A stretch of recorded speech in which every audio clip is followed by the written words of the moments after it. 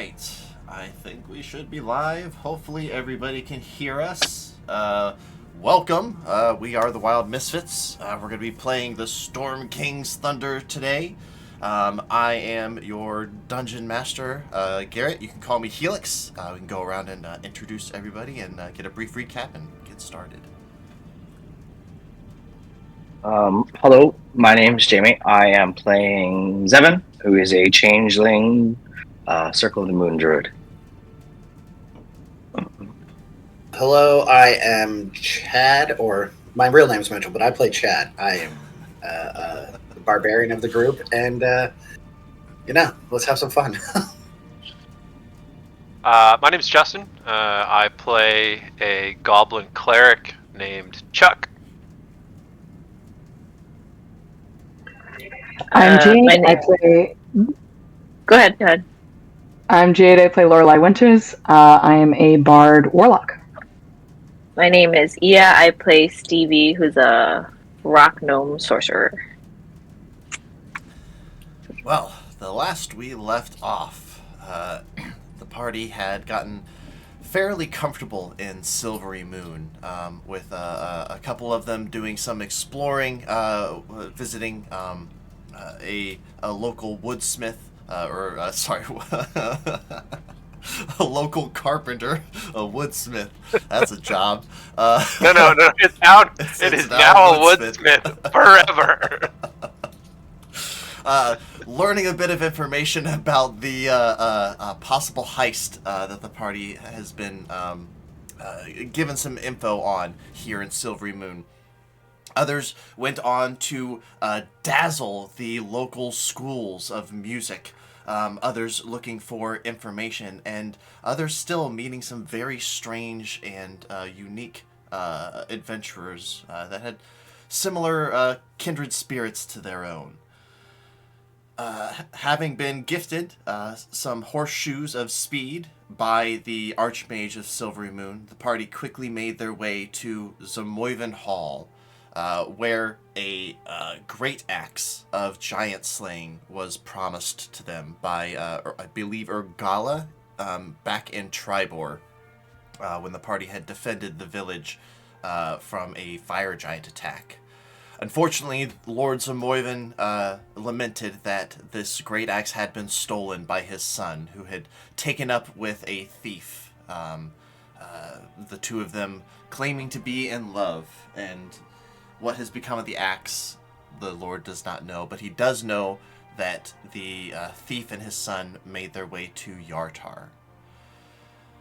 Continuing on, the party made their way to Hawk's Nest, where they encountered a group of knights on the back of hippogriffs, these large half-horse, half-eagle creatures, but with a whole group of merchants and civilians, claiming that a couple fire giants attacked their caravan and stole the payroll for all of Hawk's Nest. The Lord of Hawk's Nest, Lord Arthas Calvio, bade that the party go and retrieve these two large chests of 500 gold pieces in order to pay the individuals. In a show of much charity, the party left behind 30 platinum pieces to kind of cover the costs of the payroll for the time being. Let's see. The party, along with their large frost giant friend, took interest to tracking down these fire giants, and track them down they did. And these fire giants did not know what hit them, with several combinations being strung together, both by Stevie and Lorelei, chaining Zevin and Lorelei chaining their Call Lightning spells together, and Chad and Frostnag doing their best Cirque du Soleil impression of very strange performance of beautiful acrobatics and death. Retrieving both of these chests, the party decided to continue on to Citadel Felbar before they returned to Hawk's Nest. And as what's his name, Frostnag had kind of held back, giants and dwarves really don't get along even on the best of terms. The party had made their way up into the mountains, where the cliffside began to rise on either side, high up above you, hundreds and hundreds of feet. You would have to kind of climb or turn around. You're only able to walk single file now at this point. Those of you are, all of you on horseback, the horses are really having to narrowly make their way. And you see two large statues on either side, dwarven, looks like a dwarven war heroes, one holding a massive war axe, the other holding two battle hammers in each hand, both like roaring at one another in some type of a battle. You see two massive stone gates in front of you where the road just kind of dead ends. You see one has a massive hammer etched into it. It's incredibly brilliant etching. It almost kind of gives it like a 3D perspective to it, but it's a flat surface, but there's just that trickery of the mind. Chad, it probably fools you and you think that it's it's actually like three-dimensional. The other one is an anvil that sits on either side. Can I get a perception check from everybody?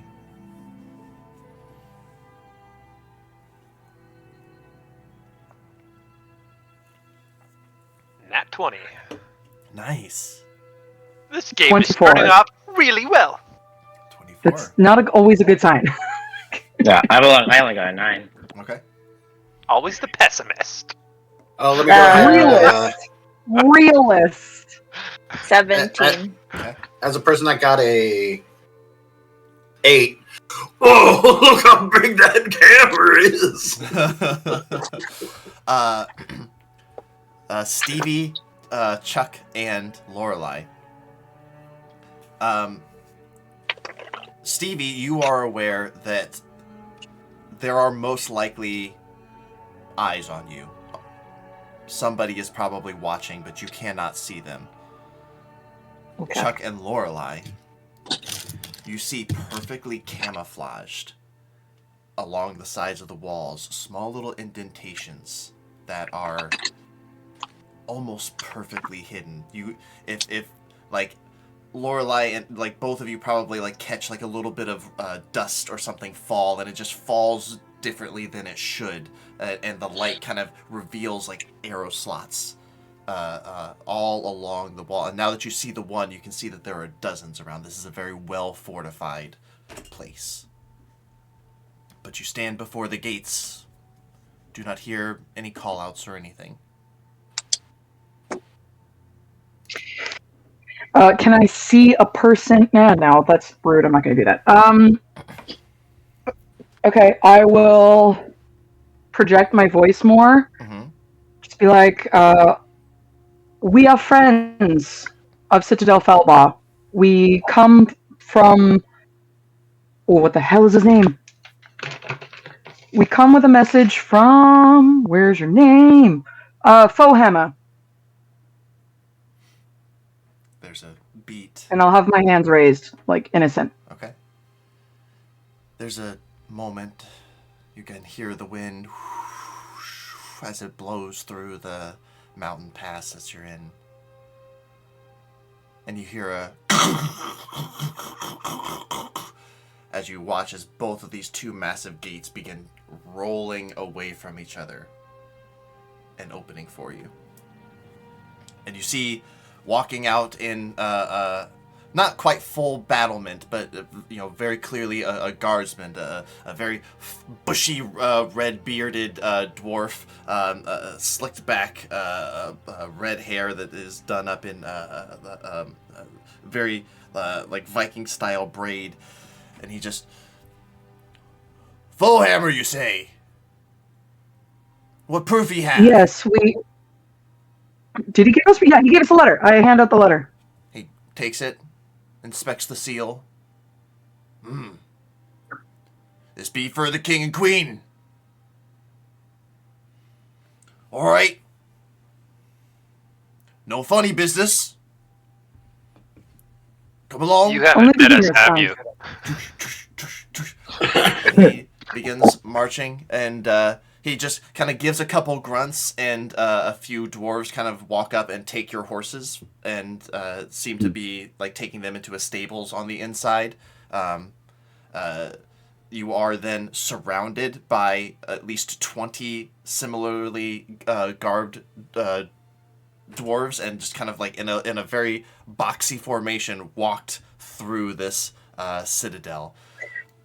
I'll make sure I'm walking near Chuck and just put my hand on his shoulder. Be like, darling, this is going to be one of those precarious positions, okay? Please let me talk. I have no idea what you're talking about. Did you see those fucking arrows? I did see those arrows, which is why we're going to present this entire conversation as one of those ear-flicking moments. Man, That I have no idea what you're talking about. they are giving Chuck some, like, there are a couple extra tough looking guards next to Chuck for sure. But And that is the second reason why I'm walking near Chuck. and can I get Chuck's gonna make himself try to look fairly meek at this point. Okay. He's usually kind of carries himself with a little bit of pride, but he kind of knows he's at a bit of a disadvantage right now. give me an insight check, everybody, as well. Sure. 30-20. Okay. wow, 20. 13. I got 14. Okay. Oh, good old 13. Okay. 1. Yes, look Very at that. good, Steve. Very good.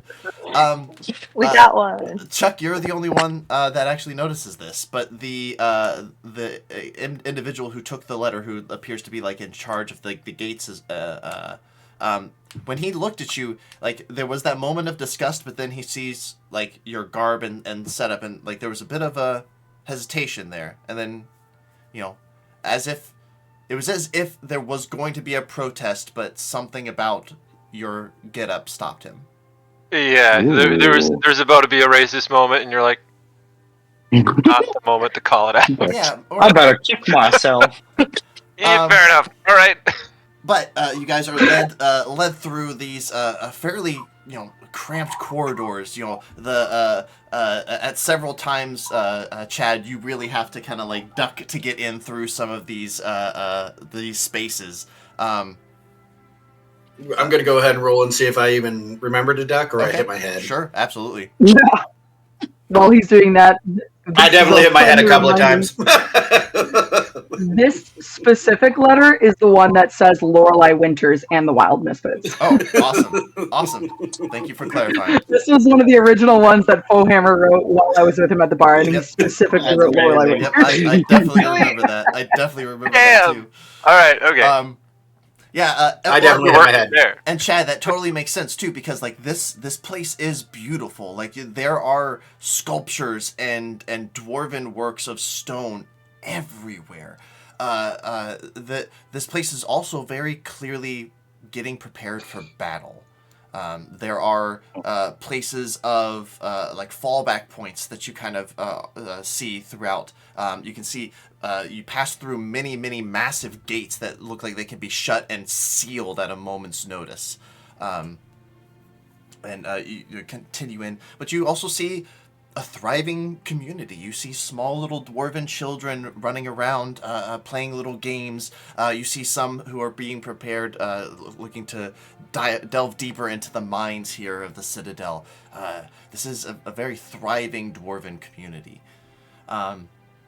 Eventually, you are led into a very massive hall that just kind of like opens up. Have you ever seen like those underground carved cathedrals that just kind of, you walk in through a small little cave and then it's just kaboom, it just explodes. But it has a much more natural feel to it. It looks like this room has not been significantly tampered with. All of the beautiful fluting up and down along has just been kind of naturally done, but you see dyes here and there, giving it all various different colors with the water playing off of it. You see, sitting on two very clearly made now thrones made of stalactites, a dwarven female with just insanely curly red hair. And those of you with passive perceptions above a 15 are just barely able to spot her crown within just this mass of red hair. She has just the faintest hit of 5 o'clock shadow. Sitting next to her is a very large, rotund, black-bearded dwarven male. He has a warrior's hawk that is braided back with many different leather straps and a very lovely-looking iron crown on his head. The individuals kind of walk up, and the guards around you kind of form like a flying V behind you instead, kind of giving you a bit of space, and you see that there are a couple other guards up near the dais with the king and queen. The one who took the letter walks up and kneels before them, holding out the letter. King Morin, Queen Tethmel, this letter has been presented to these heroes by Gilbert Fohammer. He holds it out, and the queen smiles. Gilrend. She reaches out and takes it. And how is that old smith? She says to all of you. Lorelei will kneel down. Your graces, he's doing quite well. We had the pleasure of fighting alongside him recently, and he is the one that sent us here to request aid. Ah. Oh, of course. He doesn't want to pay himself, so he asked us to do it. Oh, now stop it. You know we owe him a great deal. Aye, we do. Let me see this letter. He breaks the seal, pulls it open. I elbow Chad to kneel down. And just be like, we're in. Right, okay. BT dubs, I am still staring at the ceiling. If we're gonna go in a line, I'm gonna elbow Chad as well to pay attention and kneel. Did not feel it. Okay, then I use my elbow to hit the back of his kneecap so he goes down. Hey, look at it. Oh, okay. Fire giants. That is correct. Well, any friend of Gilrand Fohammer is a friend of Citadel Felbar. What do you think, my king? I have just the thing. Stuart! And you see a little younger dwarven male, looks to be like probably the relation of the king somehow. And he whispers something in his ear, and the steward, yes, my king. And he kind of takes off. Well, this calls for a celebration of sorts. You have traveled far, you have fought hard. I say a feast is in the order. What say Now you? you're talking. He kind of That is immediately like, food? He gives My God. Chuck a strange look. I must say, not used to seeing one of your kind in such garb. What, a cleric? A goblin. Oh! Yeah, I guess it's a little uncommon. Yeah, especially kind of in these walls. Am I right? And you are, he reads the paper, Louis Chuck Lafleur, cleric of Shantae. Your service. One of Lorelei's wild misfits. Everyone should look at Lorelei at this point and go, what? Yes. She's kind of like trying to hold in her laugh, like, oh no. Well, If I didn't see how fortified everything was, this would have gone very differently. Yes. You know what? Chad's just like, well, yeah, no, that makes sense. Yeah. well, I guess there will be a first time for everything. Am I your first goblin? First one that I have dined with, but I have Oh, I hear you.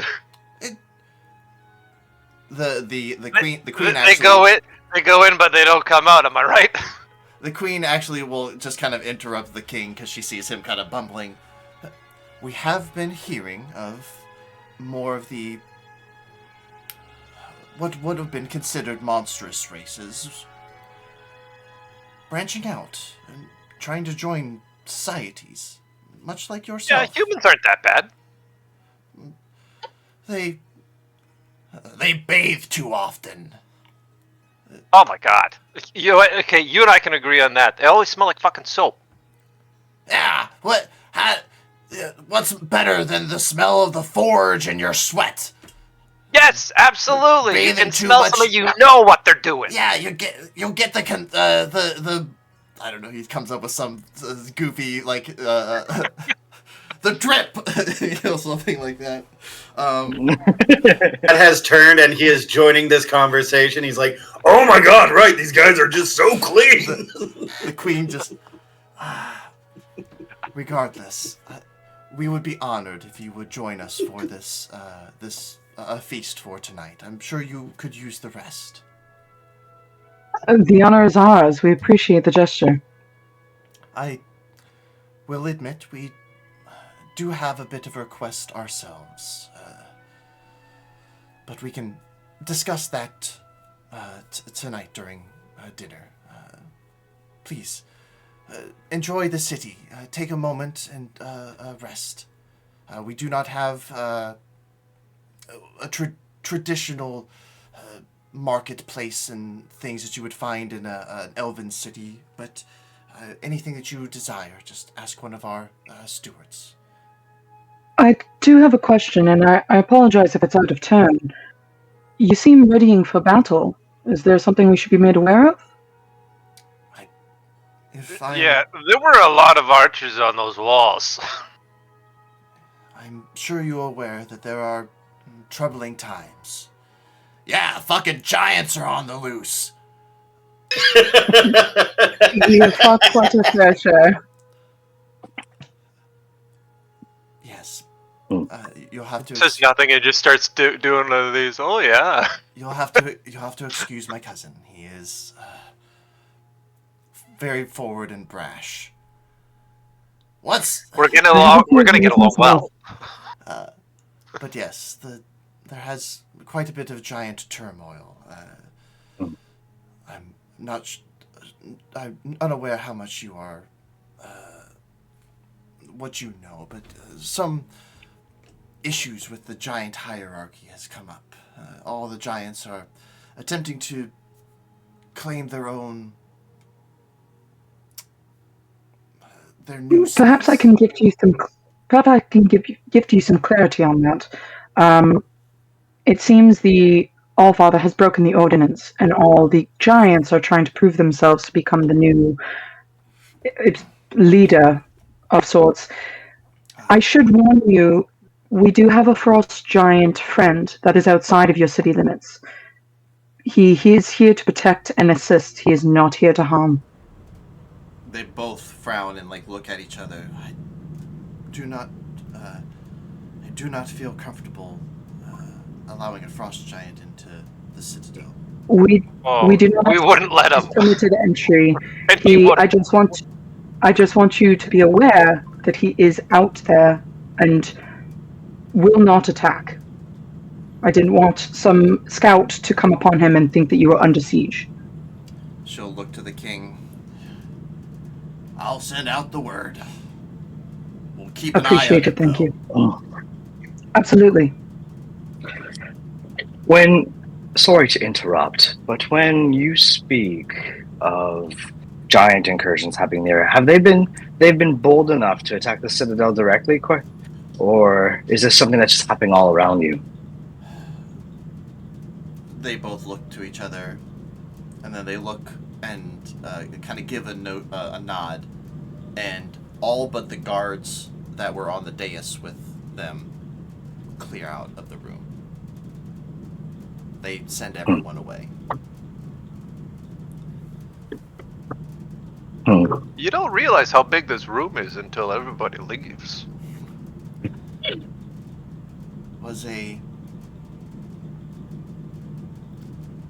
This was discovered by our cousin, Emrys Warcrown, king before either of us. He reclaimed this place and brought it glory during the Silver Marshes War a few years ago. Unfortunately, he perished helping some of our other Dwarven king reclaim another lost citadel, but they were successful, and he died a hero. But it has befallen on my cousin and I to pick up where he left off. These giants have posed quite a problem. The king will kind of get up and just start walking around with his hands behind his back. Little ways up the mountain. A place called Iron Slag. It's an old mithril forge of our people. We think that the fire giants have called it their new base. Oh. And that they are attempting to reignite the forge. Oh, we might know why. Chad, pull out your rod, please. Ran a little personal, but okay. Well, here we go. And I push the button. Unprepared for that. Okay. I thought you guys would appreciate it.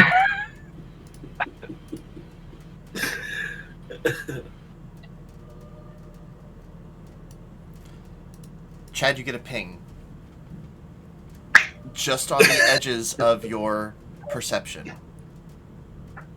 To the west. Okay, so because Chad obviously doesn't know east, west, north, and all that jazz, he goes, hey Chuck, guess what? There's something that way. And he points in the direction he got the ping. They both And I'll look at turn you. back towards the king. Is that the direction of Iron Slag? No, but it is a direction of a piece of some large construct. The fire giants have been collecting these pieces in hopes of reassembling them. This is why they've been attacking so closely to your area, and probably why they've decided to make Iron Slag their own. There was a similar one in either Tribor or Goldfields. Jay can't remember which one, but Lorelei does. Tribor. And it was tasked with Throwhammer to disassemble it. This is one of the things that draws them near. Well, disassembling this is proven difficult. We have it contained and safe, but apparently not undetectable. It is deep within one of our minds, but it is dangerous. It's not entirely inactive. We do not request you conquer this task now, but if you can destroy or stop the giants in Iron Slag, we are prepared to offer you land and build you a keep anywhere within our territory. Here in the Silver Marshes, the mountain. Give me 1 second. I will.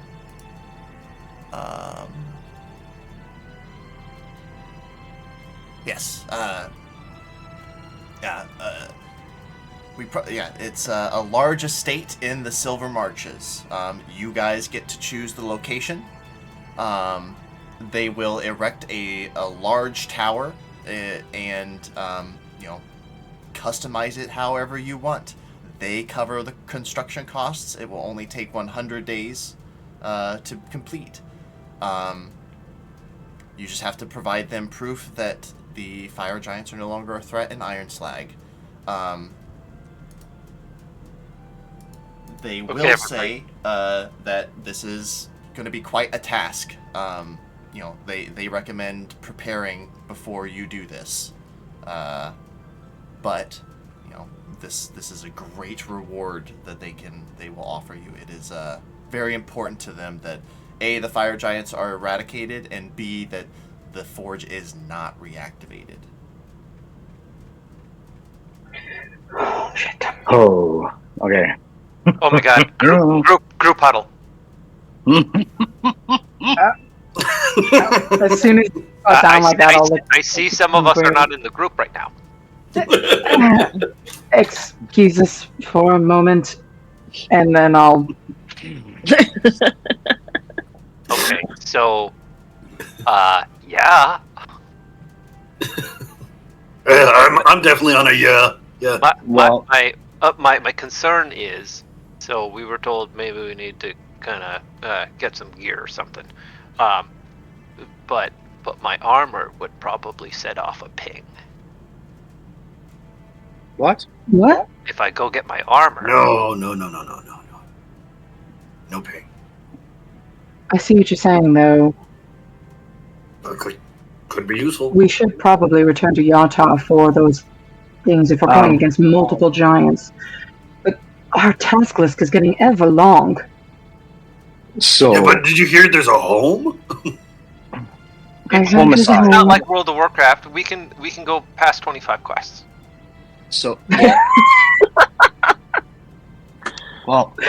Nerd caught you.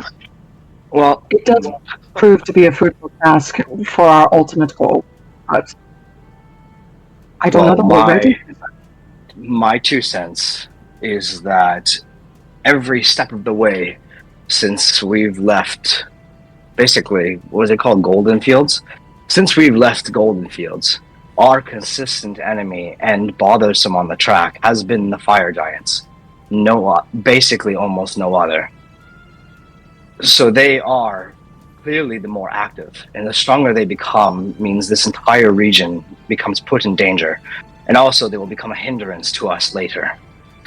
I do not think that this threat can be put aside for smaller tasks, because, well, player talking, when it comes to like milestone wise and experience and stuff, our main mission is in complete opposite direction of this, right? Your main mission. Well, this is story. It is to go up to the Eye of the Allfather's story mission. Yeah. But all of these other things are side quests. I will say that Iron Slag, you should feel like it is story mission, important. but like with Yeah. a gigantic and like a real big skull and crossbones right now. So Yeah. Well, yeah, and I think like Zevin in my. Go ahead, sorry. Yeah, and I just want to clarify 2 things. One, Zevin, you are correct. You have been messing with a lot of fire giants. In this region, though, if you remember, you heard of a hot spot of hill giants down by Golden Fields. So it seems like the hill giants are down in the south. You hear a lot of stuff about the frost giants up north. So, it seems like they are, they each have their own little regions that they're kind of messing around with. You guys definitely would have... I have already put that together. I just want to kind of remind you. And then the other point that I wanted to make was... the king and queen didn't seem like they were putting a time... whenever this gets done, it gets done. Okay. It doesn't seem like, this is another ticking clock. I want to... be very clear on. This is just okay. Another task. Yeah. They are saying those things for dramatic effect because they don't know, but I'll because I'm always going to confirm when there are ticking clocks, because there will be some, but right now nothing has started ticking yet. It's just kind of one of those things. Okay. Okay. Well, okay. Okay, Though our and experience with fire giants has been in our favor as of late, I don't know if going to their home base will prove good for us, for our health. I think we need to gear up and prepare ourselves before we face such a task. So what I'm hearing is no fire giant smash yet. Yet, being the key word here, darling. Well, Okay, you know what? Okay. Okay. So, may I?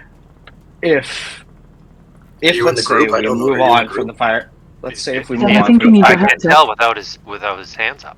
He's like talking over top of us. I don't Okay, Oh my god! Welcome to the group. That was in character too. Like that was Seven. Oh, Yeah, God. absolutely. Yeah. Morla I can't is hear not him unless he squatted has his down. hands up. She's fully standing, just tilting her head down with her hands up, and that's enough I'm for her. fully That's down on that's Stevie's joy. level. She's By just the way, talking King about and Queen them. can't hear this, right? Yeah. Like, completely. Yeah, they can hear Okay. it. They're just like every now and again they just exchange glances and they're just letting you guys go. So Seven, go ahead and say what you want to say. what I was going to say was that even if we decide to deal with the fire giants as a task that's meant for us later, we should do something about potentially what your rod is telling you. We need to find a way to prevent the fire giants from taking it upon Well, themselves. the fabulous thing that we know and they don't is that one of the rod pieces has already been dismantled. They won't be able to put all the pieces together. But what about the people in the mine? The people in the mine are the fire. Oh, I see. All right. That's a very valid point. I don't know if there's a way, or if anyone has this. I don't know. There's a way to potentially block the signal from the rod. Didn't It would be nice when dismantling I it and turned melting into it a down do giant, that? like. Yeah, but we don't know Only how beacon. important this thing is to the community, right? It says it's been in the bottom of the mine for however long. It's not quite active or whatever it is that they were saying. But unless they're okay with us having it dismantled, then that would be the easiest thing to do, I guess. Again. We dismantled the other one and melted it down.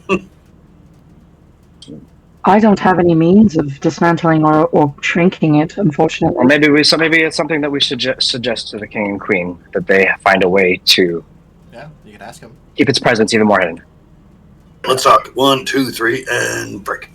The king is visibly annoyed. The queen is just like is sitting there with her head cocked and like she gives you like very much that like that aunt that just adores her niece and nephew, and it's just like I absolutely wink at the queen and just give her an eye roll, like, yeah, I know it's ridiculous, but she nods. Was it a productive discussion? I believe it was fruitful. Yes, we do have concerns though. The artifact that our rod has picked up, the fire giants have other means of detecting it as well, and we're worried that your people in the mine are in danger as they are trying to collect these pieces.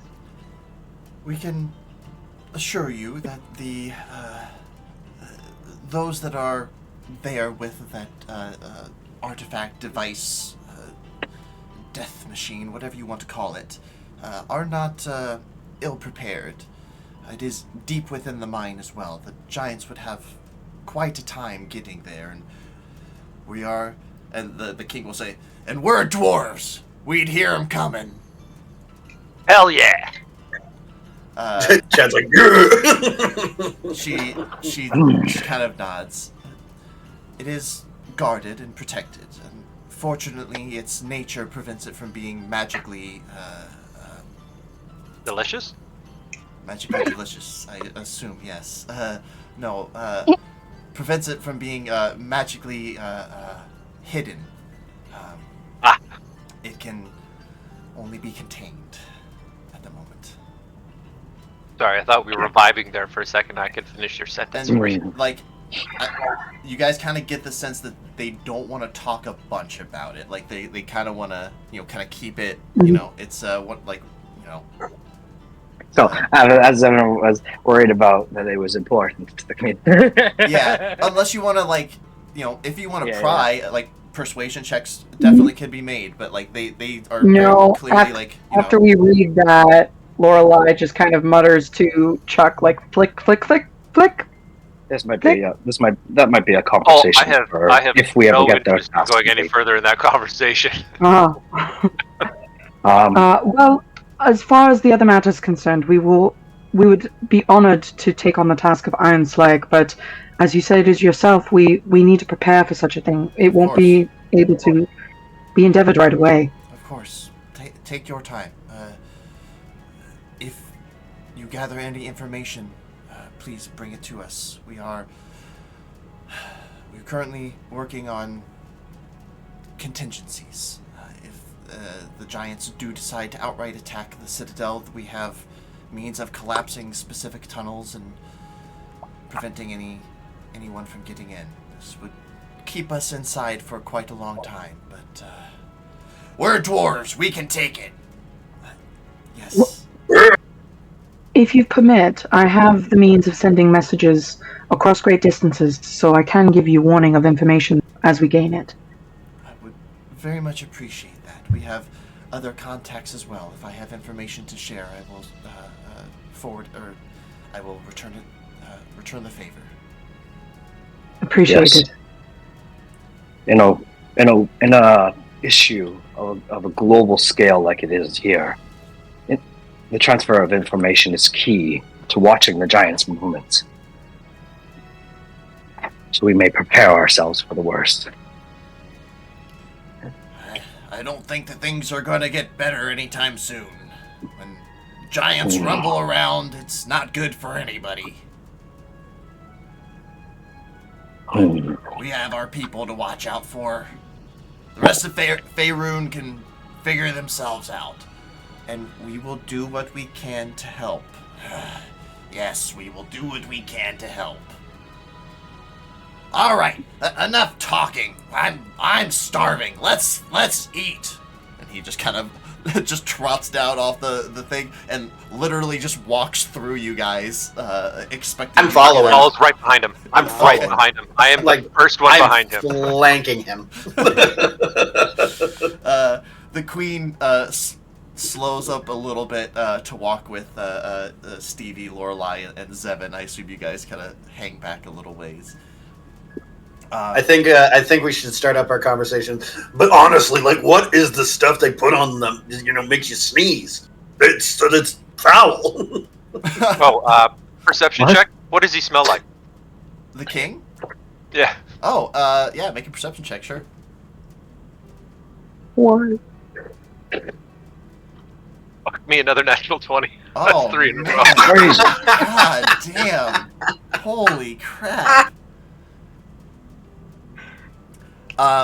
Crazy. This is exactly what I want to watch. Drop my natural 20 on. Smelling a fucking king. It's a fair amount of perspiration. One who has done like physical work, significant. But you're trying to get exactly what it is, and then you smell it. It's boiled flaxseed oil. He was practicing his some type of weapon. You're uncertain what weapon it would be, but you are very certain that he cleaned that weapon very well, and he still has some of that residue on his hands. So he smells like war. Nice. Yeah, he smells like. And that's all I say is flaxseed oil. He stops. Yeah, flaxseed oil. That's what you should use on all of Foehammer's weapons. The best kind. Boiled flaxseed. What are you practicing on? That's my morning routine. You still practice every day? Is there any way for me to proclaim some of this? Of course, yeah. He as he's walking, he just kind of snaps his finger again, Stuart, and just like out of nowhere, the little dwarf shows up. Ah, yeah, yes, my king. Get a vial of flaxseed for our elven friend over here. Or wait, no, you're human. Sorry, you pose human. Yeah. For And I'm going to show him. I'm going to show him. This sword was given to me by Fullhammer. He stops. He takes the sword. And it's just a short sword, right? Or is it a... It's a +1 short sword, Okay, yeah. Holds it in the hand. Not really my type of weapon, but definitely a faux hammer make. Yep. And he just roughly hands it back to you. Flaxseed oil. Boil it first and put it on. You want to do it twice a week. Thank you. He just starts walking away again. And the king has like this, very lovely like black kind of robe, and it just drags ever so slightly behind him. The queen has this very lovely like battle kind of like battle gown with all these little gemstones kind of placed around the top of it to like form this like V shape. As she's walking with Lorelai and Stevie, she will say, I'm very curious to hear how you all came together. This is quite an interesting group. Yeah, wait. I'll let you tell that story. And then I start prestidigitation. It all started. Oh my... and go into like Lorelai literally like amazing. head back and cackles, and she's like, okay, and then just plays like a tune alongside the story. And then they're just kind of like... I love this. Stevie, give me a performance check with advantage. Okay. Ooh, thank God for advantage. Performance. Before you give me your number, I'm gonna cast guidance. Oh, very nice. Yeah, I can hear kind of the story going on in the background. Something we've heard quite a few times. I'm You can like, add a D4. there we go. All right. D4. Okay. TV 30. 17. 19. 19. Okay. Yeah. Very nice. Okay, so like do you like is it like a whole recap of the like basically the entire adventure so far? I think so. With like every like because I can make the characters like my like, and then this happened, and then this happened, and then Okay. And the And then music Steve- changes depending on the part of the story. It's like yeah, and some every tense time Sea moments Monkey and, appears, like, it's like extra. It's extra. Yeah, Sea Monkey. Is there any bit that you leave out? Whenever I've taken something for myself.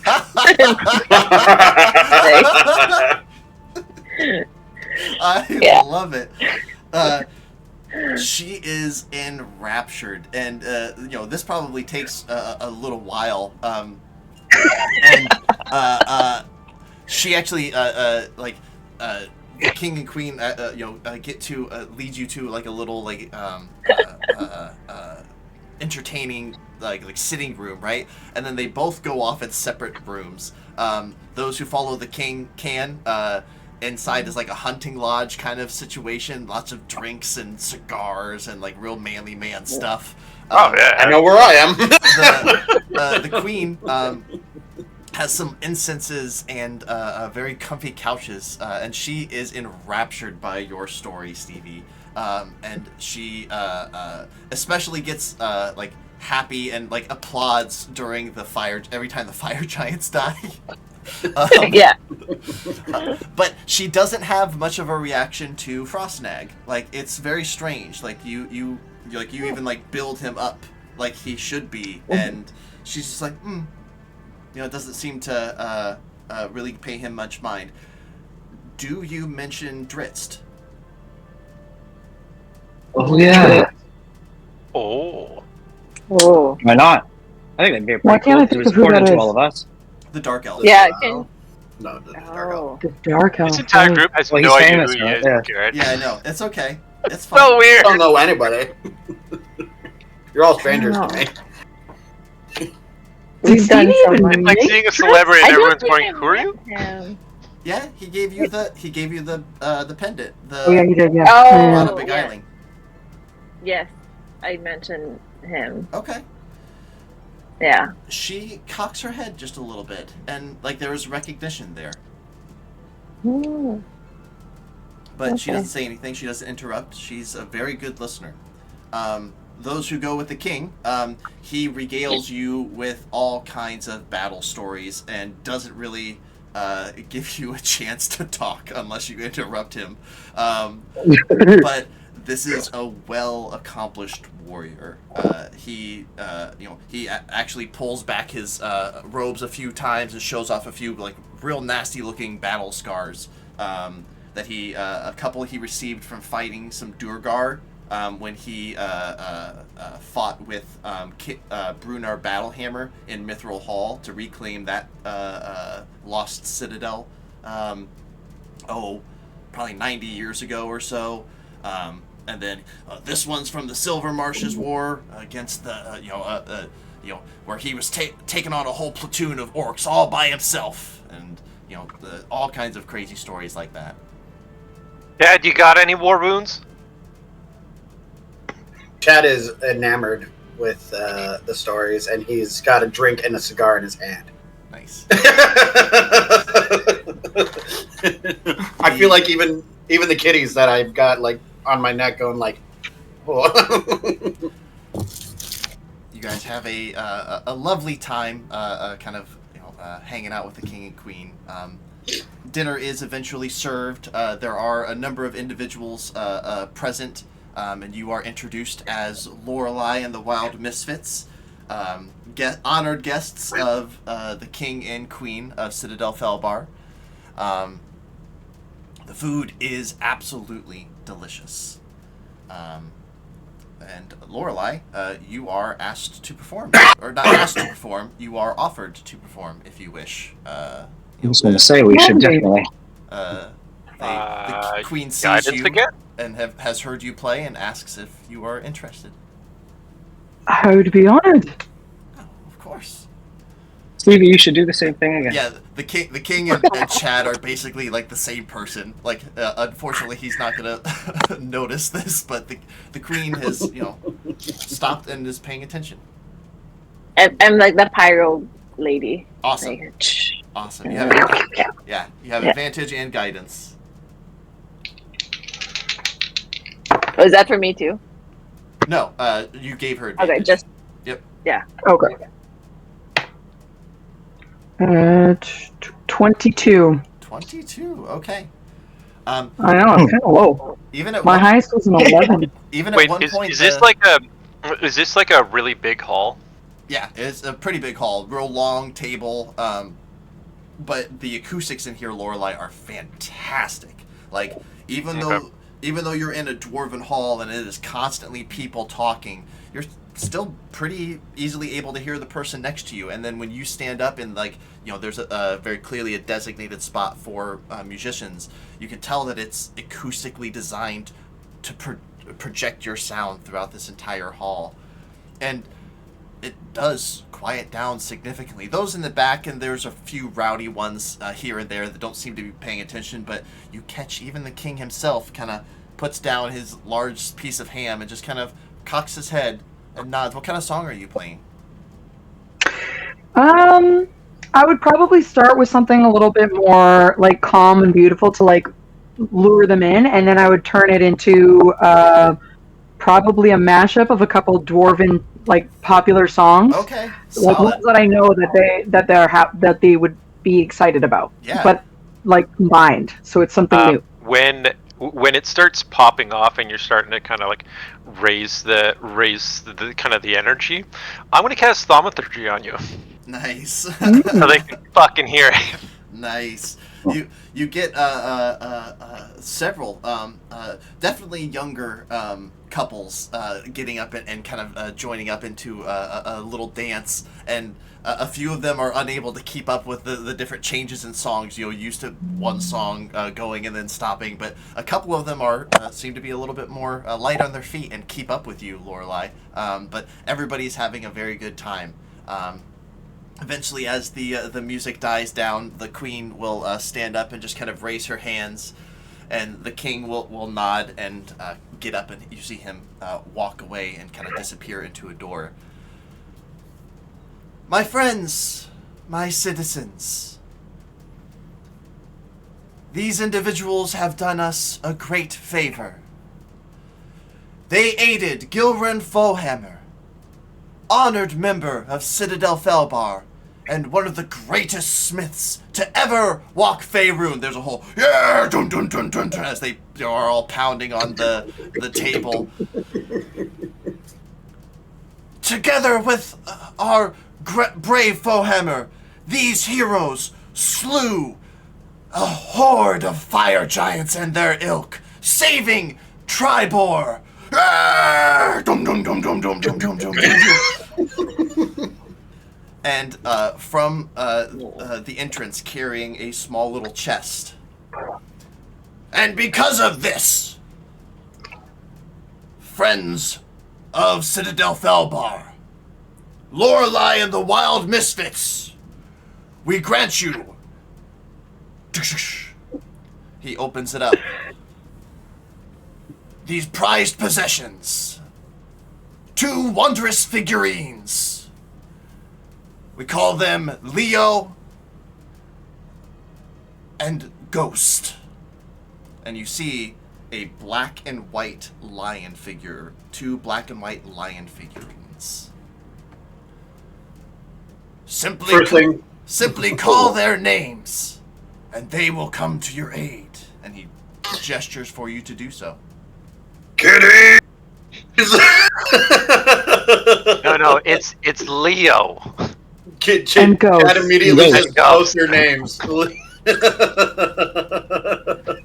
Chad immediately says both their names. Okay. We already said it though when we told. No, their names. you're one step behind. But I'm also like, I was just trying to kitties! say kitties. Yeah. So Lorelei, you said it's Leo, and then No. Yeah, Chuck I said said Leo. I Leo. said Ghost. okay. Yeah. So some smoke begins pouring out of the box. One of bright golden color, the other a dark shadow, and they creep across and intertwine, and the golden smoke starts to form and spiral around Chuck. The dark smoke begins to form around Lorelei and begin to materialize. And Chuck, standing next to you, its shoulder a good 2 inches above your head. Oh, shit. A This is massive huge. white lion with a mane that looks like it's made of pure gold. Blue, piercing eyes is just standing there. Looks down at you, then looks over at the king, and the king holds out. The figurine is gone right now, but it kind of nuzzles you a little bit, and it looks down at you, and there's an intelligence behind these eyes. Lorelei, you see beside you this massive, very similar size, just a tad bit more slender. This jet black lion with a mane of onyx almost. Eyes almost completely devoid of color, like you're staring into a black hole. And it just kind of stares at you. Just kind of gives you a little bit of a nuzzle, and you hear this deep rumble coming from its chest, and it just sits down beside you. And as it's sitting, Lorelei, its head is like, you're almost looking eye to eye with this thing. It's fucking huge. The queen will say, "May these 2 serve you as loyally as they have served Citadel Felbar."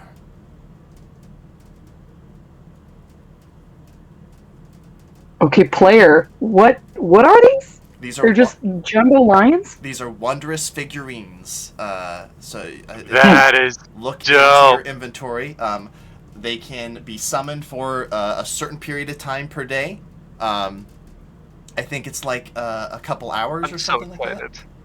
Let me take a look. We can summon them for a few hours.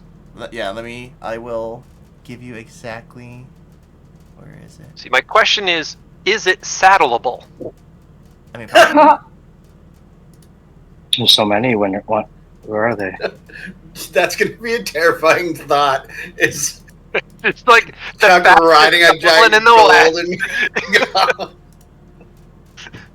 figurines of wondrous power. Sorry, golden lions, but I'm flavoring them a little bit differently. Okay. So you can use your action to speak the command word, which is their names, and then at a point, I'm not going to say that you throw it because I don't like that, but at a point within 60 feet of you, they appear, and they become a creature. It's friendly to you and your companions. It understands your language, and it exists for the duration. Let's see. For 1 hour. Figurine. So you can Okay. summon them both for 1 hour. So, you know, if you space them out, 2 hours total, or you can have them both out for an hour. And then they can't be used again. They need to rest for 7 days. Bummer. We can't use it for a week. Mm-hmm. I will say for, like, you know, RP purposes, not combat, I will allow them to be out, like, for, like, camp and stuff, just so you can, you know, because I know you guys love your pets. So I'll allow that. Some of us. But, like, if they're doing I would anything... blow the summon for a week just to hang out with this fucking thing. Yeah, well, you know. But yeah, these two lions, Leo and Ghost. Oh, that's dope. Hmm. That absolutely mesmerized and without words. It's a huge gift, and that's thank you is all I can really say. Of course. The king will walk up to Ghost and just kind of give him a scritch right underneath of the ears, and just look at you, Lorelei. Take good care of the big lugs. Been through a lot with them. And just kind of pats him on the face, Hmm. and then just kind of gives you a nod. I'll, like, kind of dwarven salute him. You can all. I'm Oh, going to be like, hey, they're not as good as I got a you two." question. yeah. Do you guys have any saddles? The king will smile. Maybe if You know, you, something small enough for like a small child maybe if you, or a goblin. maybe if you convince Leo, he might let you ride him. I don't think you would need a saddle. Plus, when he disappears, you'd have to carry it everywhere. It doesn't go with him. They can't take anything with them when they Thank go you back. very kindly. And you see, as like when you say saddle, Leo just kind of like looks down at you and just kind of cocks his head a little bit. I don't weigh that much. You really have nothing to worry about. This just rolls its eyes. We are going to be the fiercest team on the entire planet. They will never see a goblin lion coming. Chad goes over and hands you two a little bit of fish that he has and goes, they like fish. Kitties like fish. Oh, go right ahead. No, I hand it to you guys so you can give it to your lions. Oh, okay, all right. I take the fish and I reach up really far to its mouth and just kind of hold it in front. Chuck, it like licks up like your hand and like kind of carries you a little bit just because of the rough tongue, and then it gets the fish out of it, and then it just like lays down like, you know, the hard kitty flop like right beside you, and is like eating on the fish, but very very very lazily. Ah, that's fantastic. Lorelei, I give you your fish. I give the fish to Zevin, but I feel like this is going to be a cat for him. Me, Zevin, It's cat. a black cat. Are you joking? Of course it's going to be yours. Called Ghost. The black one's called Ghost. Mm-hmm. Yeah. Yeah, Yeah, man. Um, it's got you written all over it. 100%. Zevin is going to he's going to take the fish and then he's going to go up to Ghost. Mm-hmm. And I'm kind of going to kneel down, even though I know he's like really, really big. Mm-hmm. And I'm just going to lay my hand out flat with the fish Mm-hmm. and see if, just to see his level of respect kind of thing, right? Mm-hmm. You see as you kneel down, the lion is still sitting next to Lorelei, very erect posture. And you see as it looks down at you, it lowers its head and kind of just leans in and just kind of nuzzles your face on both sides, and then it just licks your hand and takes the fish in one swift swoop, and then also does like the hard flop at Lorelei and your feet, and then just goes like belly over. And see, as I'm walking back to my chair to continue feasting, I'm like, they're not as cute as you two. They're not as cute as you two. Chad, they aren't worried. They're cats. I know, but I'm still gonna love my babies. Cat's worried. They immediately begin purring. I mean, they probably haven't been super comfortable in like underground, being Tressum that fly. They're probably much more comfortable outside, but they're with you, so they've been just kind of hunkered down, but not scared, but cautious. But you guys can all take a long rest if you need it. You have a wonderful meal, and you are able to head out of Citadel Felbar in the morning. And I do something weird. that is a completed quest. Holy crap, you guys. We did it! Yay, we Completed the quest! We did it! Is that the first one? No, you've completed a couple. It's just been That's a the very first one long time. in a while. Yeah, this has been a while. Well, I think the last one was Everlund, because you leveled up Oh my and god. got the teleportation sigils. Oh yes, that's right. No, that's been a while. It has been, but it hasn't. It has, but it hasn't. It's only been like 5 days or 6 days in game or something like that. Anyway, We also had a lot of since like. we've left Silvery Moon. give me a sec. What was your question though, Chad? I would like to see if any of my half dwarf things have gone off. Do I notice anything, or do I get to experience like languages I've never actually seen before or recognize something? Be like, Hey, did you guys read this?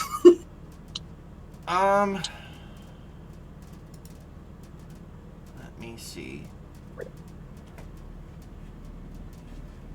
Stay asleep, please.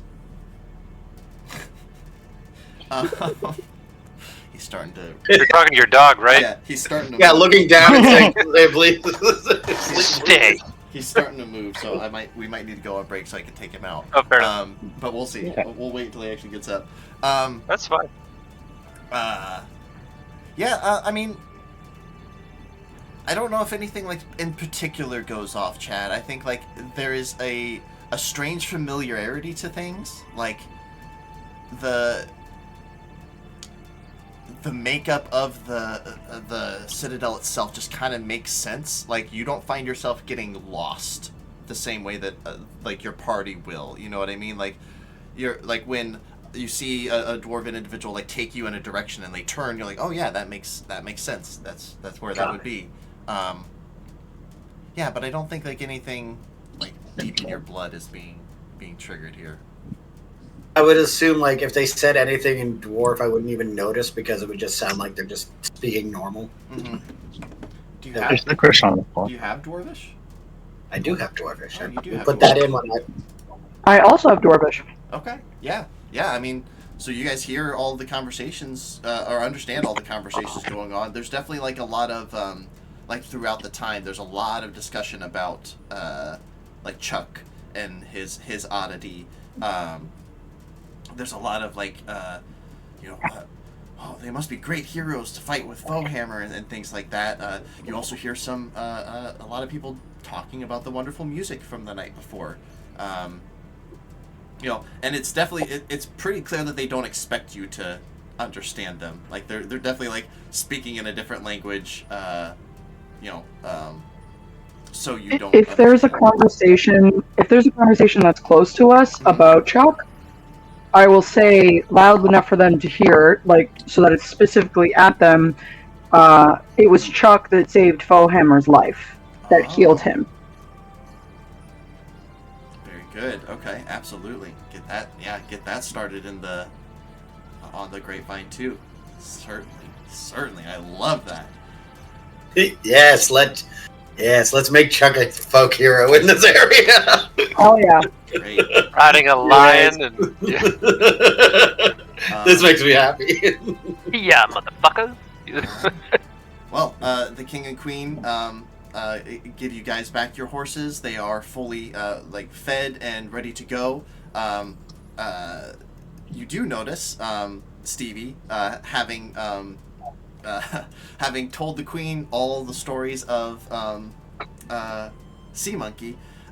You see that his hair has been braided, and he has small little golden beads all along his mane now, and his tail has also been very lovely braided with a like a leather strap tied in with a gold buckle on it, and it says Sea Monkey on it. Cute. Before we leave, sorry, I went to go grab my phone. It sounds like we're leaving. Was there any store that potentially, especially because we're in a dwarven, like, citadel, and their greatest enemy is giants, is there any weaponry of giant slaying around? Mm-hmm. No? Okay. Nothing that they'd be able to give, unfortunately. And there's no, like, weapon shops. It's very much like this is where the weapons are made and we sell them to other places. That's kind of how like the dwarven cities work here in Faerun. They don't really they don't like people coming in. They usually ship stuff out. Right. Yeah. But yeah, you guys hop back on your horses and begin. Let's see, are we just gonna ride all the way back to Hawk's Nest for the delivery? I think so. Okay. Are you guys cool with that? And this is where our horseshoes were going to be gone, right? Yeah, the horseshoes will run out. No, the horseshoes will get you all the way back to Silvery Moon. Oh, will they? run out. Okay. Yeah, I think that's what we said. So. Also, along the way, we will tell our awesome frost giant friend everything that was said. He will, about Ironslag. Mm-hmm. Yeah, we're definitely gonna have a fight on our hands. Yes, we would. Do we level up? Okay. No, That's I'm like sorry. wow. Just thought I'd ask. Yeah, no, right now you guys are in the side quest section. Right. When you, like, it's up to you when you want to level up at this point. Like, you have to go to the Eye of the Allfather to progress the story, and then I can level you up. Until then, unfortunately, you guys will be stuck at... Right now we're grinding. Yeah. Yeah. What a level up it will be. Well, this whole this whole section is about like building yourselves up, getting weapons, building allies, and you're doing fantastic. So don't I didn't mean that negatively, by the way. That's I'm enjoying the shit out of it. The Frostnag. I got a line out of it. As you guys are getting out of the pass and kind of slowly walking before you really take off, catching Frostnag up on everything. This is concerning. If the the fire giants have claimed this place as home, I believe your theory is correct. This would most likely be the work of Duke Zalto. I believe he is trying to claim himself as leader of the Frost Giants, or the Fire Giants, rather. We should be very prepared before tackling this. As much as I would love to lay low all of those Fire Giant fiends, I do not think that we are ready at this moment. No, we're gonna totally be awesome and sick when we do it. As we always are, Chad. He gives you like a, Hell yeah. like one knuckle fist bump.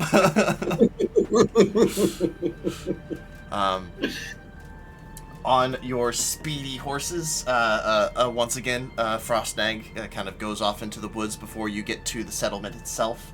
But you quickly arrive to the village of Hawk's Nest.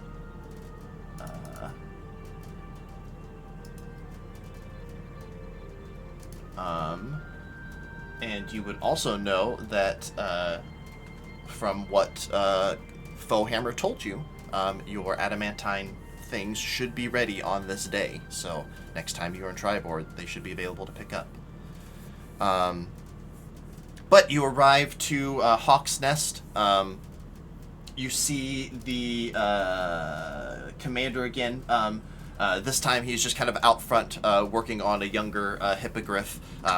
Very much, doing the, a circle pin kind of situation, but with a very long lead, and it's a much younger hippogriff, and it's kind of flying every now and again. He's like, oh, it's okay, and just like flying around in circles.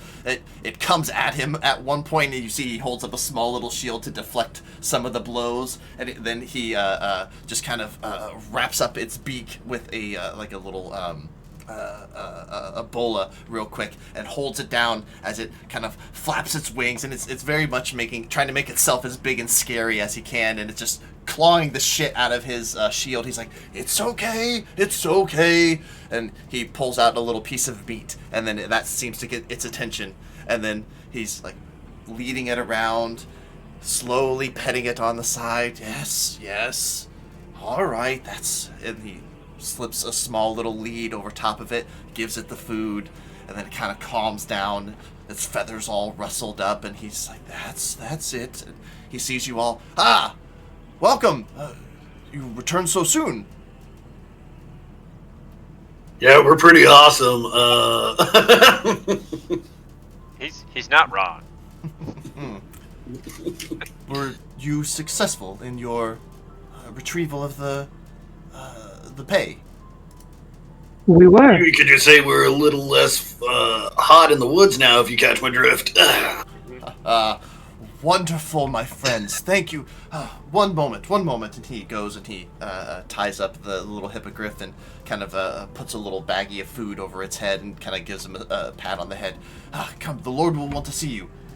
And he rushes into the large estate. I follow. Yeah.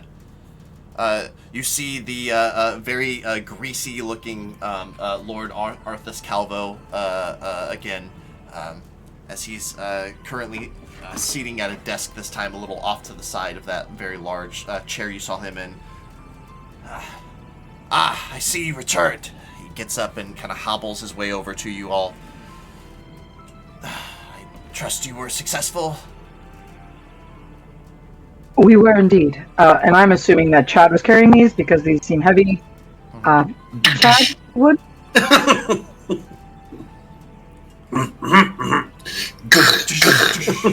You set them down.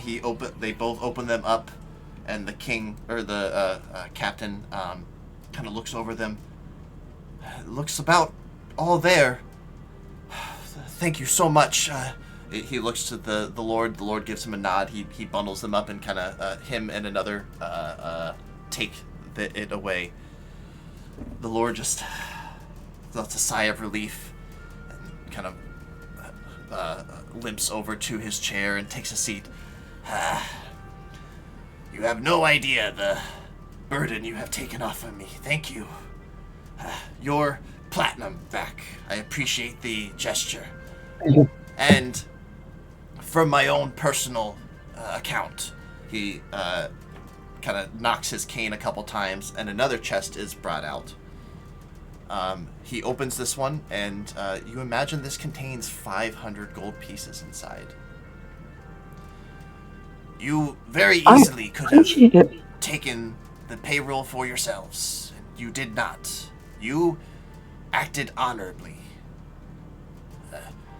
My little green friend, please step forward.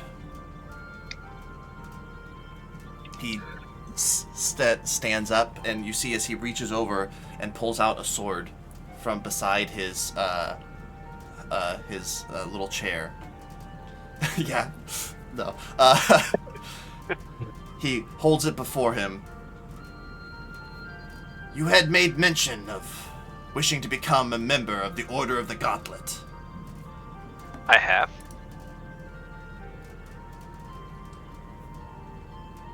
A member of the Order of the Gauntlet swears to end evil everywhere that he sees it. It is our duty. Faith is our most potent weapon. Not just faith in a deity, but faith in justice. Faith in their brother.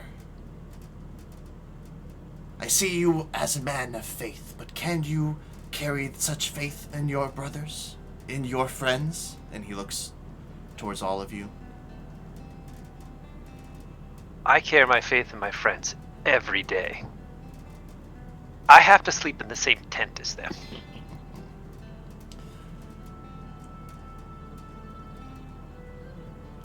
Remember, great challenges require heroic demonstrations, not just of strength, but of valor. Will you be brave enough to stand by justice no matter what? Nothing can stop me. Finally, remember, it is always justified to punish an evil act, but not a thought or feeling. Can you uphold this oath? I can. He holds the sword alight, and you all see it just kind of glimmer in the light from some unseen source. I name thee Louis Chuck Lafleur, Squire of the First Order of the Order of the Gauntlet. Further heroic deeds, my young friend, may see your rank increase, and I hope that it does. And he will reach over and produce a pin from his an emblem from his pocket. It looks over at Chad like, you're not getting a pin, yeah. And it is two gauntlets crossed like this in fists. Actually, no, is that what the Order of the Gauntlet looks like? Hold on, I think I actually have a. I thought it was. I think it I is. did look them up. I think it's two gauntlets. Oh no, it's here. This is what it is. I kind of like mine better, but Well, let's do that then. Yeah. I dig that as well. yeah, I kind of like mine better. Yeah, I can actually work with that. Yeah, we'll say it's the two gauntlets crossed. And he will say, as well as this, and he will hand you a writ. And it is a writ basically stating hereby, by decree of Lord Arthas Calvio, Louis Chuck Lafleur, Squire of the First Order, is basically affirming you as a full-fledged member of the Order of the Gauntlet. None will be able to deny this, and if anyone does, may they fall by my sword. You're gonna have a lot of people falling by your sword, because I can tell you, letting a goblin into this crew is gonna be hell on them. I will admit I had my trepidations, but Because the cleric thing? Yes, because of the Okay. cleric thing. It is normally not a cleric of we do not normally see clerics of Shantae within the order. However, I understand. goblin is Just a even, mean group of agriculturists. but a goblin is even far more rare, and I'm sure there will be many that will question your right to be here. But do not sully yourself in the thinkings of smaller minds. You have earned this place. You need not prove it to anyone else. He, not jabs his finger, but he puts To his get the finger point across. on Yeah. that emblem. This is all that you need as proof. And then he points to your heart. And this is all you need to guide it.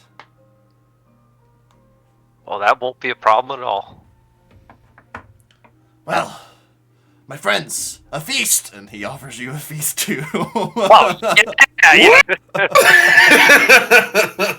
I immediately get Chuck in a big ol' hug that he probably can just kind of smother him. Like, I'm so proud of you.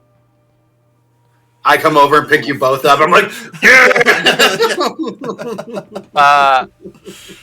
Now, I have a question. Is there a tattoo shop in in this area? No, but there is certainly one in Silvery Moon. Hit it up. Silver Moon. Mm-hmm. Got some ideas. Mm-hmm. Absolutely. It is a raucous event, Lorelei. If you would like to play again, you absolutely can. Always. Chuck, I'm going to say, unfortunately, you're not going to be able to give her guidance this time because you are That's fair. way too busy. Everyone is buying Chuck a drink. Chuck, you are like, this is your party now. Like it is. And if I get kind of like too over the hump, I'm gonna cast lesser restoration on myself as many times as I need to. Very nice. Do have an advantage. Never refuse to drink ever. I would assume advantage, Lorelei, because I'm assuming that Oh my God. Stevie's gonna do her normal pyro works. Yeah. Oh God. How'd you do?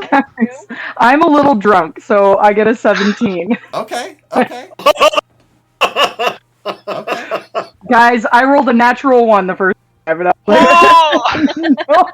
was like, It's definitely not your best, Lorelei, but like these people, like it's definitely not noticed because like the energy is there, right? Like even the missed notes here and there, you kind of like play into it. It's just like, oh yeah, there's just a little improv. It's okay, and yeah, everybody is having a grand old time.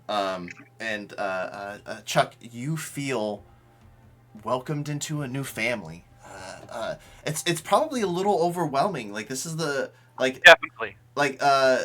Yeah. Even in Golden Fields, like you didn't get a lot of attention. People still kind of kept their distance. Like it was really only the Abbot and Z that like really interacted with you a lot, right? But this is like like he hasn't felt anything like this since since home.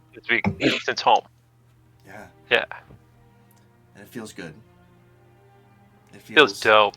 Welcome. No, people look at you and they don't see green. They see a brother. They see a member of their order. So it is easy being green. You can all take another long rest if you would like. Some of you wake up with a little bit worse hangovers than others. I feel great. I feel like while we were partying, I tried to get up on the table and go, Chuck. Absolutely. I'm going to try to drink everybody under the table as long as I still have a spell slot. You have a long rest. You can have as many spell slots as you need, buddy. Chuck, give me a dexterity saving throw. Oh, guys. All right. Dexterity. No. How many spell slots do you have, actually? I got 3. You have 3? Okay, that you can do that with? Yeah. Okay. You do it. You do it twice, and then another cleric comes up to you, and challenges you, and they are very clearly a cleric of Helm. like much more like a battle cleric, and he Yeah, all right. sets it down and he's like, "I see your game," and All right, let's do this. You got this, buddy. You got this, buddy. he give me a Constitution saving throw, please. Okay, Constitution. And I'm gonna say like he like you do it twice, so you have this one spell Oh, slot so that you can no use. buffs, no. No, just not this straight straight run. roll. Fuck me, you're not gonna believe this. Is Another it Please nat look. 20? Please, everybody look on fucking. It's fucking there. Another nat 20. Oh my Oh my god. god. Oh That my is god. that is 3 natural 20s, and I've rolled 4 times. The cleric is like, "How are you doing this?" And you see them like place a hand on themselves and cast Lesser Restoration. Shantae be with you. You make him use 2 spell slots, Chuck. But you see as he does so, he's like, "Oh, don't worry, I have plenty of power to spare." That's fantastic. I got you if you need a spell slot. Give me another con save. Oh no. 17. 17. Okay. 17. Starting to feel it. You're definitely starting to feel it. He he's able to keep up with you though, also rolling a 17. He kind of. I think at this point, what Chuck's trying to do is, have you guys ever had a wizard party? Yes. You making a wizard staff right now? Yes. So what he's doing is that he's taking all the things he's drunk and he's strapping them together to create a wizard staff higher than him, and he's almost there. Hey, Chuck. Yes. Just for pure curiosity, I checked your character sheet. Lesser Restoration is a 2nd level spell, so you only have 3 2nd level spots, but you can upcast it, so you still have it 4 more times. Oh no. Thank you. Appreciate that. Should probably actually use those. We'll end the night there. Like this thing. I'm just gonna drink them fucking dry at this point.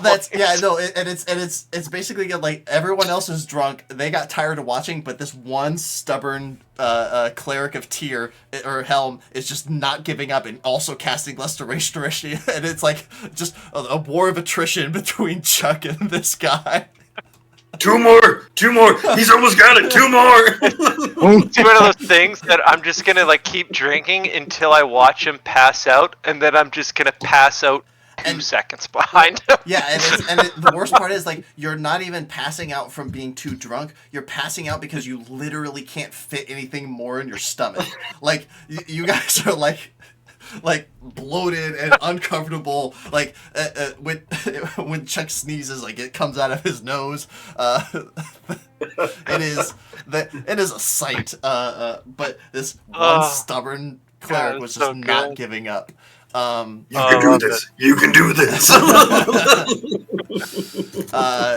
You guys can gather up your treasure and take a long rest in the morning and head back to Silvery Moon. You arrive at the city much like you left it. The horseshoes magically returning to normal, still very well made horseshoes, but no longer giving you the bonus of speed. And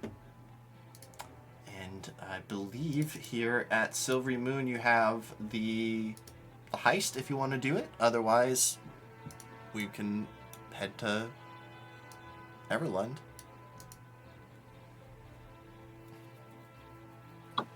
Are we? Silvery Moon. Are the people bad? We don't I've like the kind of people. just like sworn an oath to a thing, so you know. Technically, they are bad people.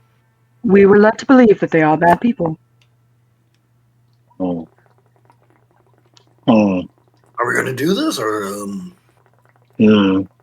I leave it up to you guys. I'm fine either way. Like you guys know, I'm always down for a good.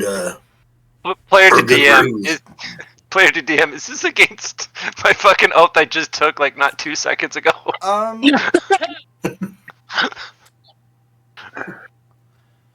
You were told by Otholivir, who gave you this quest, Yeah. That they are not good people. Okay. Otholavir was the one that made Sea Monkey's bridle. Okay. But he specifically wouldn't give you any details of why. Like he wants to distance himself from them as much as possible. Dritz didn't have very good things to say, but didn't have many dealings with them. I don't believe that the Archmage had super nice. Like he didn't have bad things. Like he, I don't exactly remember what he said about them, but he definitely called them cold. He called them cold.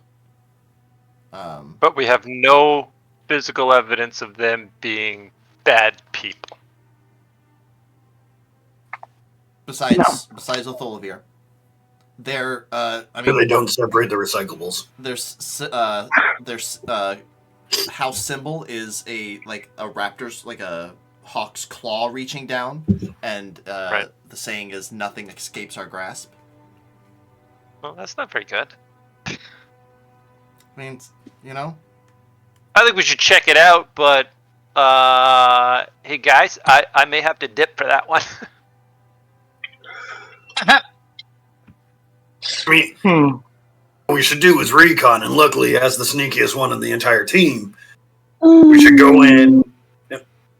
I was raised by rogues, so let's not call the kettle black here. As the Raised by cold and narcissistic individuals that were academia. Do I represent a cold, narcissistic academic? and you did name the entire team after yourself. That was Fellhammer. My name. I said we were the Wild Misfits. He put my name. We were talking. I think somebody needs to cast Cure Wounds on Lorelei. Holy crap. I'm gonna let that one just sit and fester for a minute.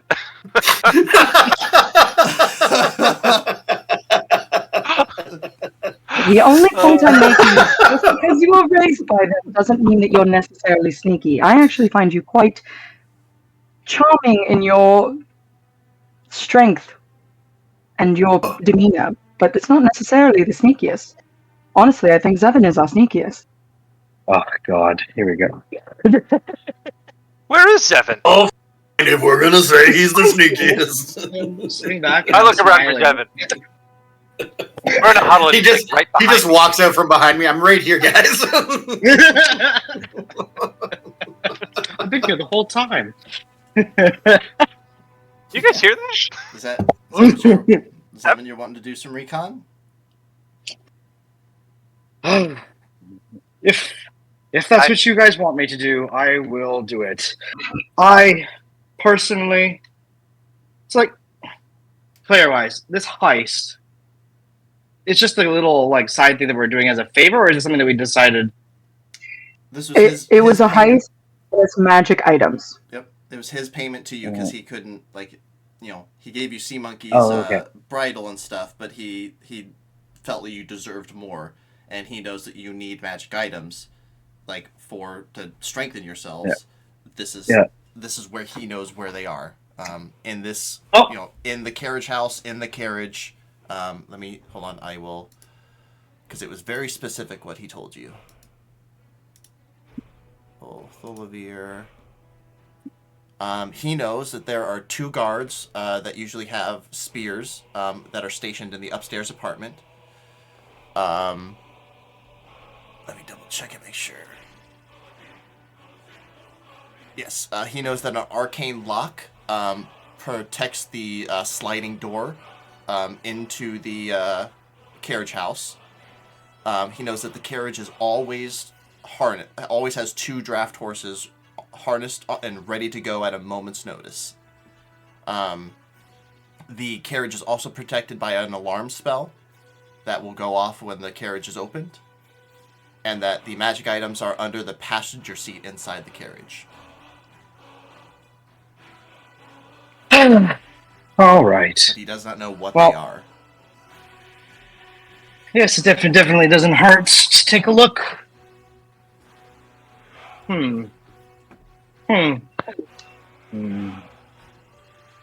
What do you guys think? Do we think if we do recon and we deem in that recon we deem it worthy to doing, should we just do it right there? Should I have a signal that you guys can watch out for? Yeah, I just can't. I'm basing any sort of action I take right now based on the words of everybody else, and there's just no evidence. Yeah, he sounds like an asshole, but that's not really a fucking crime. Look If at there's me. evidence of wrongdoings, then we can intervene. If there's no evidence of any such thing, then we should leave it. Yeah, justice will be done, motherfucker. Let's do this. But until then, I can't do it. Well, Lorelei, if we ever want to do this and want to face potentially as little consequences as possible, it's probably you and I that should do it. And then my face is just going to change for one of the city guards that Zevin remembered. I see. No, it's the air conditioning. Calm down. It's the air conditioning. It's not a bad idea, especially having my spells at your disposal. Okay. All right. We just gonna go for a drink? Is that what's going on? Stevie, what do you want? Absolutely.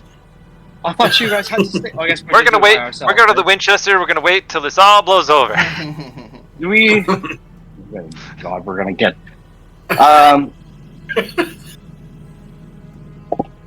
Okay, so Lorelei and Zevin heading towards the what are they called? The last name is Asshole. Margasters. Okay, and the rest of you heading to. You just want to head back to the stag stand? Might as well.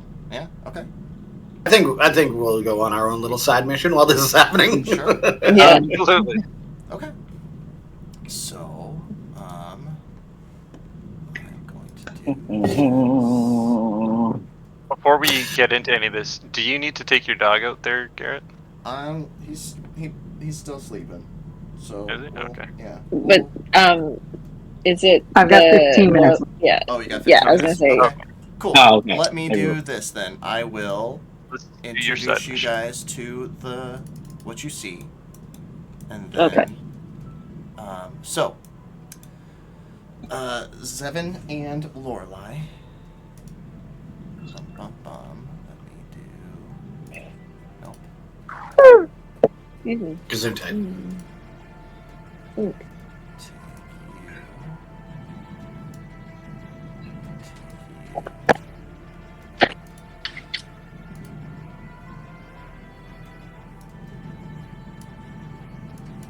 Mm.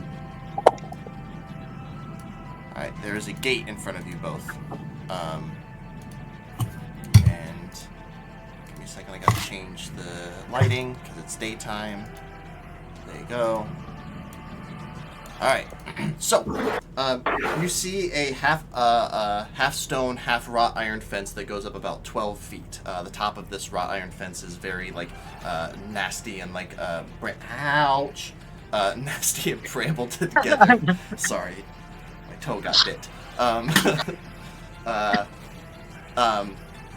You also see a very large gate that is shut in front of you with the large symbol that is quite faded at this point now. Looks like it needs replaced, but you see the large grasping taloned hand and nothing escapes our grasp underneath. It looks like the gate opens up in the middle and it leads forward to the carriage house itself. You see the single door that slides open right here. And you see on the second story of the location 4 windows up at the top. So this is a 2-story carriage house. Looks like there's some type of an apartment. You see a trail that leads up to a very large tower that raises up about 4 stories tall. The tower itself is about 60, 80 feet in diameter. Looks like it's a fairly significant living quarters. If you guys would like to give me perception checks, please. See if you notice anything else. Dirty 20. Dirty 20. I have a 16. 16, okay. Both of you notice 2 individuals that seem to be passing back and forth up on the 2nd story. You can only see their their silhouettes. You can't really get hard details about them from this distance, but you can tell that there are at least 2 people in the 2nd story of the carriage house. But without going inside, this would be all that you would be able to see. Now, 7, you are, a druid. There's a lot of things that you could do to be sneaky, but... Oh, yeah, I've got one up my sleeve already, but... So... We don't have one here. Man, How many... Yeah. Shall I cast you invisible again?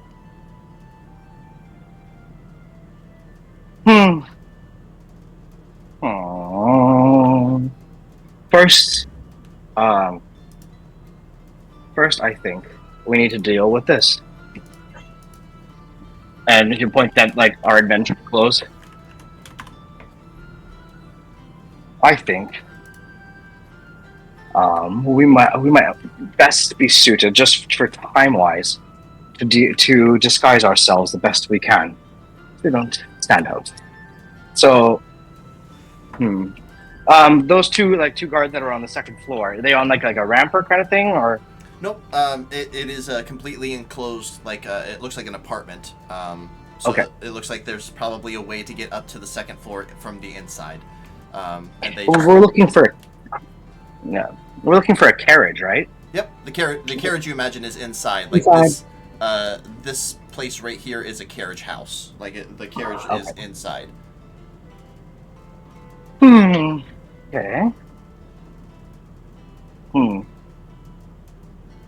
Okay. If you want to do that, then I will cast Pass Without a Trace as well. Well, let me see, how long does it last? Up to an hour. We'll have an hour to get this done. Well, I can just cast it again, I guess, but... Yeah. Okay. Yeah, we'll do that. 2nd level. Okay. You're concentrating and on the Pass gate Without Trace, and then are you going to cast Invisibility on Zevin? Yeah. Okay, so you're concentrating on that. Alright. What you doing now, Zevin? You're invisible, and you feel incredibly stealthy. And there's the gates in front of us, right? Yep.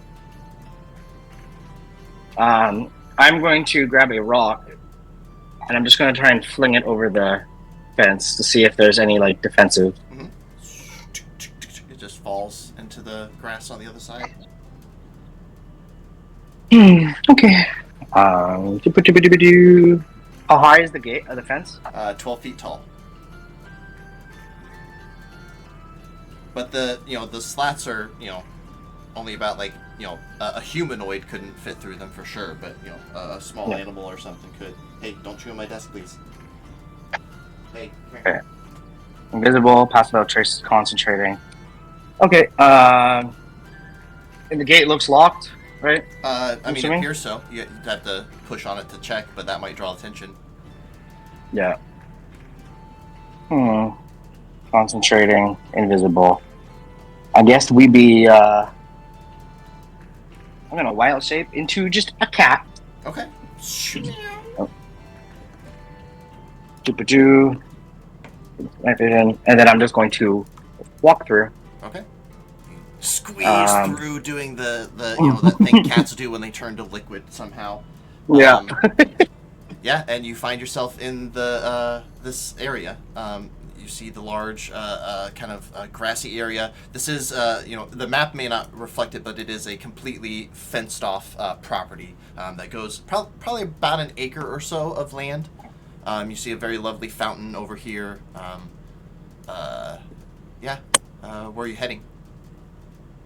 I am going to walk towards the carriage place. Okay. Your concert does oh, she's gone. Um,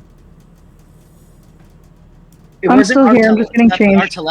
Our telepathy, was that always connected, like you said, or does that have to be like activated? Hey, quit. It has to be activated, but I would have activated it if we're separating. And it doesn't take your concentration. Nope, doesn't take my concentration. Okay, good. Want to make sure. Okay. I'm going to do some renaissance. Sit still just for a moment. Okay. Where are What's you heading? happening? Are they playing hockey and scissors? Yeah, they're playing. I am going to go towards the building for the carriage, and I'm going to see if there's any like holes or easier ways to get in. Check the windows, stuff like that. That can be jumped to. Make a perception check, please. Okay.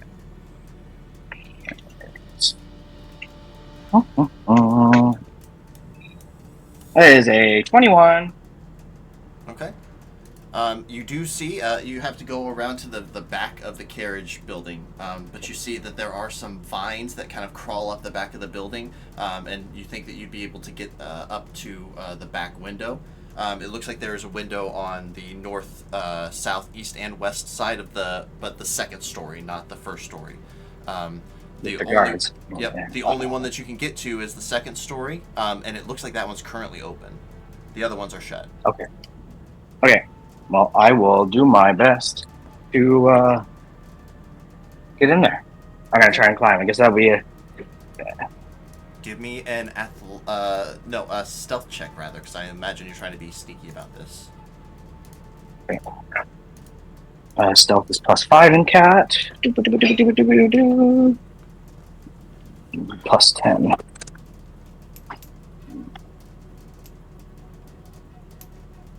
Uh, 18. 18. Okay. Okay. That's low. Did you do that with advantage because you're invisible?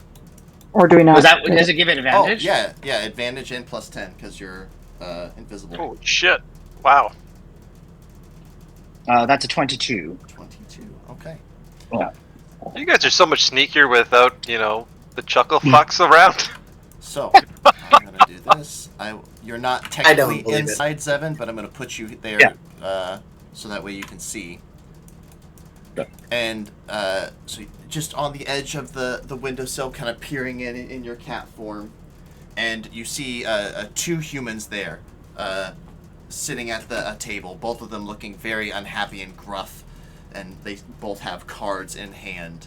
One is facing your way. The other one has his side profile to you, but the one that's facing you is just like deep in his cards. And you hear the other one say, "Hurry up, you imp! You shut the fuck up! I'm bored as out of my skull watching over this shit. You know we have to. It's in our contract. Just play your fucking cards." Oh. What do you Okay.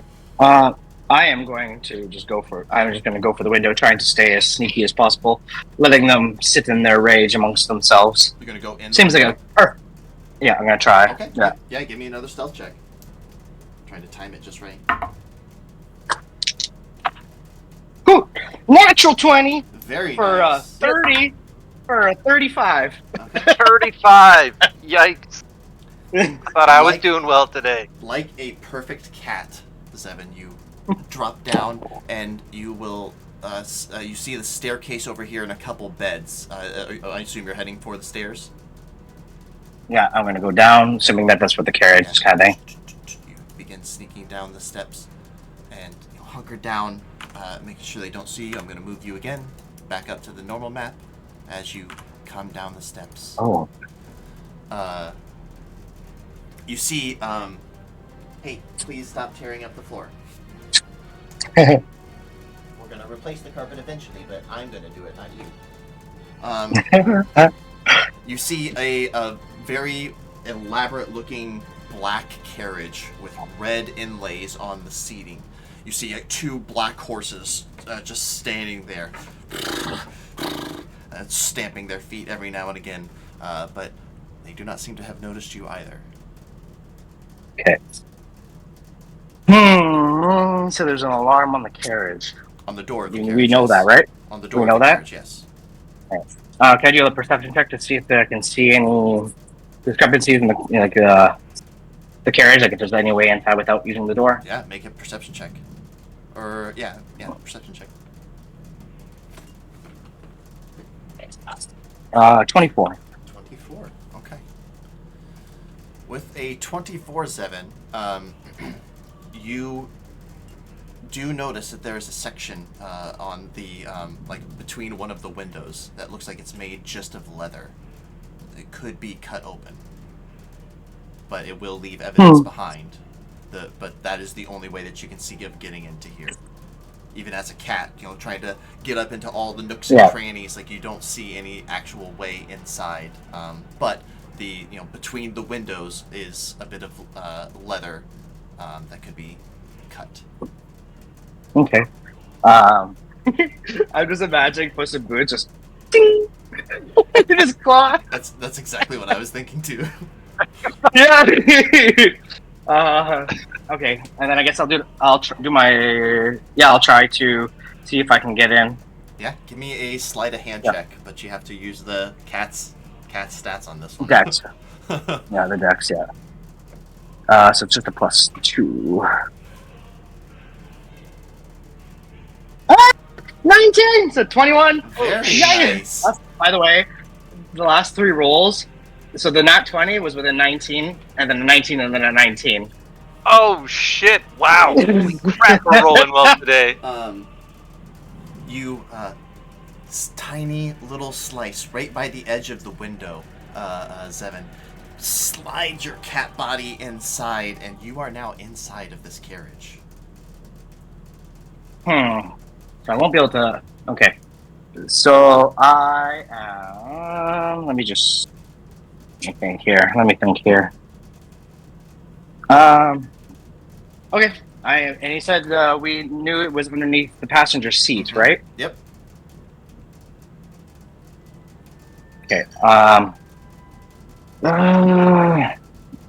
In cat form, just in case, he's gonna see if he can try and nudge it to see if it moves or if it's like locked or anything. Yeah, this is going to be a strength check, just because a human or a humanoid wouldn't be required to make this because it's obviously easy for them, but you're having to use your teeth and get your claws in. Yeah, it's the cat has a -4 on strength. Good, excellent.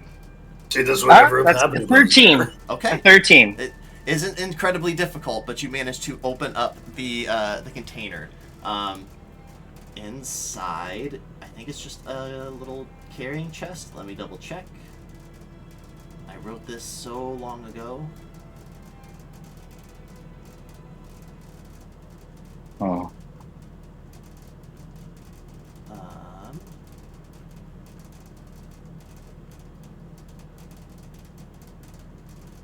There it is. 2 pistols. You find it's just a single item. You see a little backpack that looks like it has a whole bunch of pouches on the side. Okay. So, if I try to lift it up, is it too heavy for the cat? Oh, absolutely. Yeah, it's like an actual book bag kind of situation. Okay. Well then, Zevin is going to pray to the gods, and he's going to have to drop his wild shape. Okay. You slowly come out of cat form.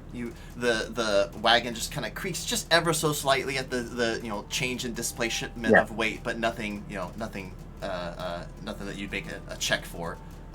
What are you doing? Okay. I am simply going to put the backpack on, and then I'm going to wild shape back into the cat because all of the druid stuff, all the druid stuff gets absorbed into the body. Exactly.